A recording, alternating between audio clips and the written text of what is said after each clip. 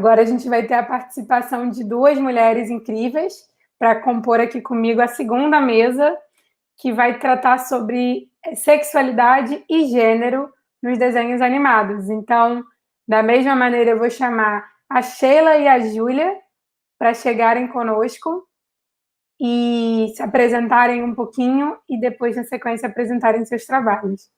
Oi, meninas. Júlia, que já está com o microfone aberto, pode começar se apresentando um pouco.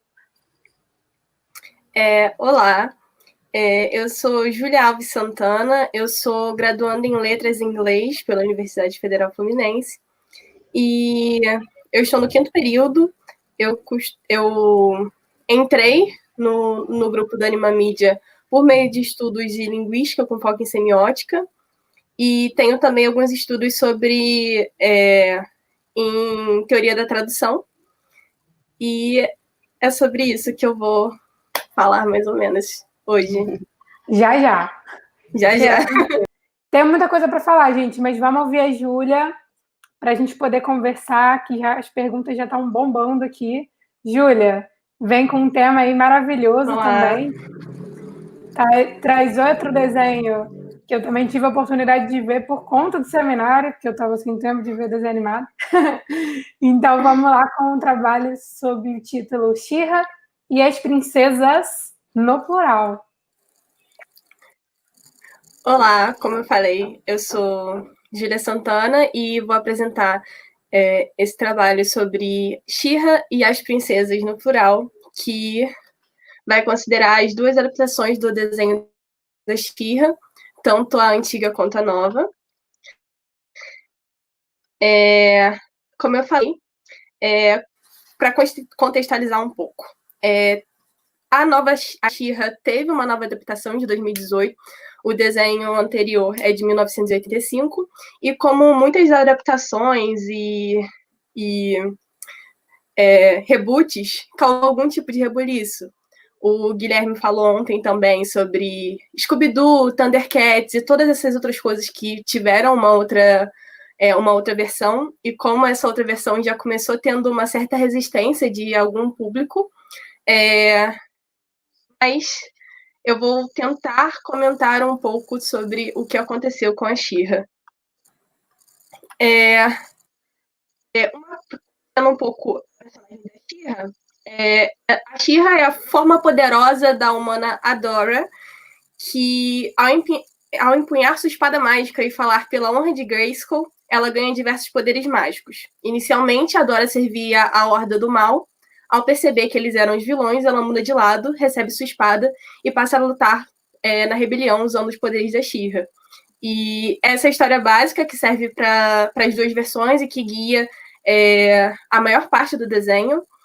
Então, uma diferença é como ela muda de lado, e o que vai ser comentado mais adiante.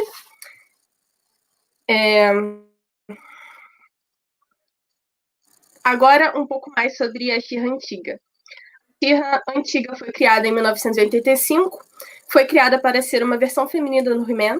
Ao analisar o primeiro episódio de She-Ra, o He-Man é o protagonista, o que é até um pouco engraçado em algumas partes, porque no primeiro episódio, a She-Ra nem aparece só o He-Man, e com a tarefa de levar essa espada mágica para alguém que ele não sabe quem é, e que depois descobre ser a Adora. E a She-Ra foi feita, assim como o He-Man, para vender bonecos. Então, a She-Ra foi literalmente uma versão feminina do He-Man para impulsionar a venda de brinquedos, só que de uma forma para o público feminino. Tanto que logo na abertura da She-Ra, o subtítulo que ela usa é Eu sou She-Ra, a irmã gêmea de He-Man. Então, a She-Ra antiga é totalmente atrelada ao He-Man de forma quase que indissociável. E ela também acaba reforçando alguns estereótipos de gênero, porque, primeiramente, ela é alternativa a um homem. Então, inicialmente, temos o protagonista masculino e ela é a secundária, mesmo que dentro da sua própria narrativa. E ela também carrega todos os estereótipos tidos como feminino, como um corpo curvilíneo, cabelos esvoaçantes e, inclusive, de acordo com uma pesquisadora, a She-Ra pode ser definida como uma super-heroína de plástico de 10 centímetros que vem equipada com uma espada, um escudo e um pente de cabelo. Isso demonstra que, primeiro, ela foi feita para vender, ela foi feita para ser uma bonequinha, ela, além de ser uma heroína com espada e escudo, também é importante você estar relacionado à beleza dela. Então, ela precisa estar agradável visualmente. Essa é uma fala do primeiro episódio de She-Ra, enquanto o He-Man está lutando com o Scorpion. Mas isso não é coisa de mulher. É que você se parece muito pouco com uma mulher. E ele fala isso enquanto está lutando, então novamente reforça essa questão de coisa de homem, coisa de mulher, e novamente a aparência de como uma mulher deve se portar e como uma mulher deve parecer. Então, a She-Ra antiga, apesar de ser menos passiva que a Barbie, ainda reforça estereótipos nocivos de gêneros, o que, para um desenho, pode ser bem problemático. Porque um dos grandes argumentos dos pais da época foi que ainda era preferível você ter sua filha brincando com uma boneca que era uma heroína do que simplesmente uma boneca que era uma fashionista, que era só roupinhas e tudo mais. Mas ainda assim não é totalmente positiva a visão da She-Ra. E é importante esse tipo de representação porque, ao se pautar em modelos hegemônicos de gênero e sexualidade para se comunicar com crianças, não só reforça esses modelos, mas também institui como normais certos comportamentos, atitudes, sentimentos e funções associados a determinados gêneros. Então, sendo o desenho animado muitas vezes uma das primeiras formas de socialização que as crianças têm, o primeiro modelo a ser seguido, digamos assim, é muito interessante analisar como essas animações passam determinados valores e determinadas figuras. A nova She-Ra foi criada em 2018 e uma coisa importante inicialmente é que ela não existe He-Man no universo da nova She-Ra. Então, a nova She-Ra nasce livre e o seu protagonismo não é mais dividido com He-Man, mas sim com as princesas, o que é visto já no título, que inicialmente é She-Ra, a princesa do poder. Então, a princesa do poder é uma característica apenas da She-Ra e ela é a toda poderosa. E na nova é She-Ra e as princesas do poder. Então, é ela mais suas amigas que tentam salvar o mundo e proteger da Horda. E princesas aqui, no desenho da She-Ra, não é tido como o ideal que é tido, por exemplo, nas princesas da Disney. Não é um título simplesmente de nobreza, mas uma função. Você ser uma princesa é como se falasse você é uma feiticeira. É um título para mulheres que têm um determinado poder. Então, não é simplesmente um título, é realmente uma representação. A criadora é uma mulher lésbica, então você tem um olhar deslocado diante da nova She-Ra. E uma frase que ela falou em entrevista: eu quis tirar a pressuposição que esses personagens seriam heteronormativos de qualquer forma.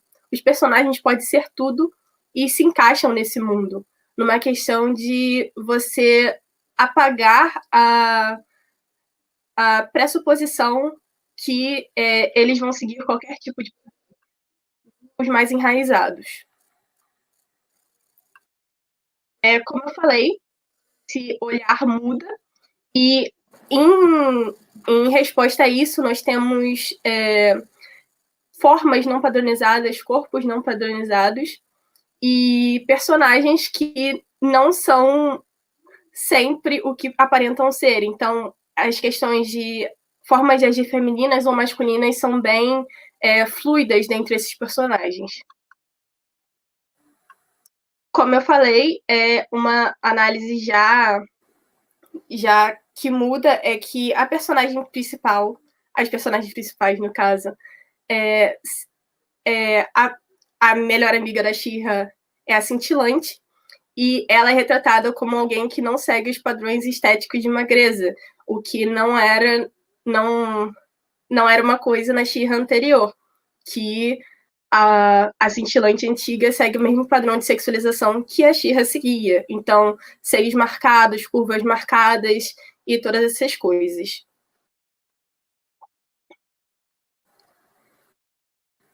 Inclusão de personagens de cor. Esse aqui é o segundo personagem principal, digamos assim, que é o arqueiro, e ele passa a ser um personagem negro, e, inclusive, algumas pessoas costumam dizer que ele é um menino trans, pela semelhança entre o top dele e um binder, mas isso não é canônico, então, mas alguns fãs costumam falar sobre isso. E podemos ver, anterior, vou voltar um pouquinho, que a questão de uma figura estética feita para o olhar masculino, mesmo em desenhos infantis, não é uma coisa da nova She-Ra.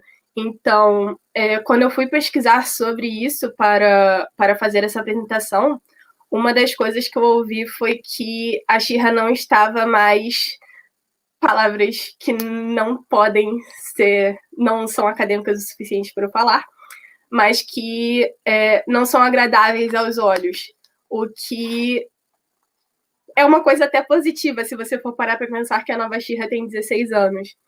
E que, mesmo não sendo o propósito inicial, porque é um desenho feito para meninas, no desenho de 85 isso ainda permeia. Agradar o olhar masculino ainda é uma coisa. Na nova She-Ra, uma outra questão que também é interessante são as representações LGBTQ, e são dois personagens, dois casais principais, que é o Lance e o George, que são os pais do arqueiro, que eu acabei de falar, e Netossa Spinnerella. E uma coisa interessante na representação deles dois são que são representados como casais duradouros, no sentido de tempo de relacionamento, que não é muito comum para personagens gays ou lésbicos. E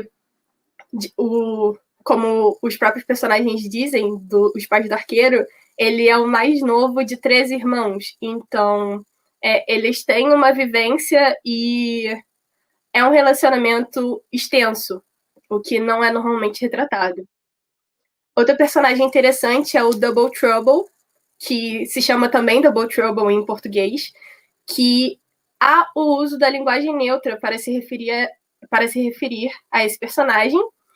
E no inglês eles usam them, they, them. E no português você usa outras formas de suavização da língua, não os pronomes como elo, mas outras formas de suavização. E é interessante também esse personagem porque a pessoa que faz a voz original dele também se identifica como não binário. E então mostra que essa representação não é apenas para fazer mercado, não é apenas para pink money, digamos assim. É uma representação efetiva e, efetivamente, essa representatividade acontece mesmo por trás do que é mostrado. E uma coisa interessante que a She-Ra fez em relação a outras produções que têm esse tipo de representação é que ela não se usa de antropomorfização para representar seus personagens. Porque o que acontece? As referências atuais de representação LGBT que nós temos, normalmente são faladas a Ruby e a Safira, do Steven Universo, que juntas formam a Garnet, e a princesa Jujuba e a Marceline, de Hora de Aventura, que são ambas feitas com o dedinho da Rebecca Sugar. E o que é tido como uma forma de introduzir essa temática, mas também como apagamento desses tipos de pessoas.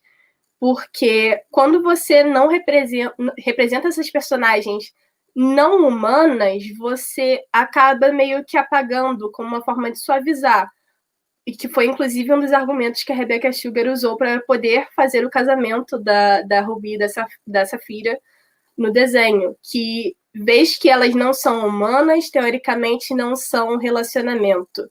Então, She-Ra dá um passinho a mais ainda a representar humanos com relacionamentos homoafetivos.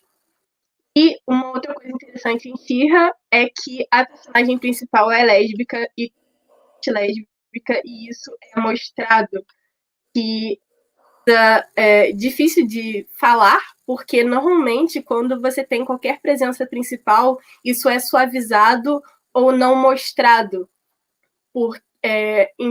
Então, por exemplo, se há um casal, eles são representados como um casal, mas não necessariamente se beijam, não necessariamente se tocam e se abraçam e todas essas coisas. Em She-Ra isso não é uma questão. Inclusive, alguns fãs falam que She-Ra é revanchismo por todos os desenhos, porque os casais héteros não se beijam, já os casais homoafetivos se beijam o tempo todo, e isso não é uma questão e não é tido uma determinada forma de polimento para falar sobre isso. A conclusão é que a nova She-Ra pode não ter aprovação unânime e ter desviado um pouco do que se consideraria uma adaptação fiel, mas isso não carrega nenhuma carga negativa. Toda a produção é uma recriação que está sujeita à visão e interpretação do novo autor sobre a obra, incluindo época de produção, valores, conceitos e posição discursiva. Então, essas novas coisas que a She-Ra trouxe não podem ser vistas de uma forma negativa ou acabaram com a minha infância, porque é uma nova produção, é um novo produto, e esse novo produto carrega expectativas para esse novo público-alvo, não para o público-alvo que viu a She-Ra de 85. E a conclusão é que qualquer texto, por pertencer à linguagem, pode ser lido sem a aprovação do autor, que pode apenas visitar seu texto como convidado e não como pai soberano e controlador dos destinos da sua criação, que essa é uma citação de Arrojo sobre teoria da tradução, e que explica um pouco sobre essa questão do nerd de acabaram com a minha infância. Não acabaram com a sua infância. O anterior tá lá, você pode assistir, você pode visitar, e essa nova criação não tem a obrigação de seguir as suas expectativas. Essas são as referências dos trabalhos, e é isso. Tô emocionada, Júlia, aqui. Gente, eu não aguento essa graduação maravilhosa, sério. Linda. E você acabou de dar um tapa na cara nesses nerds preconceituosos, bizarros, que vamos chamar a Sheila para conversa, porque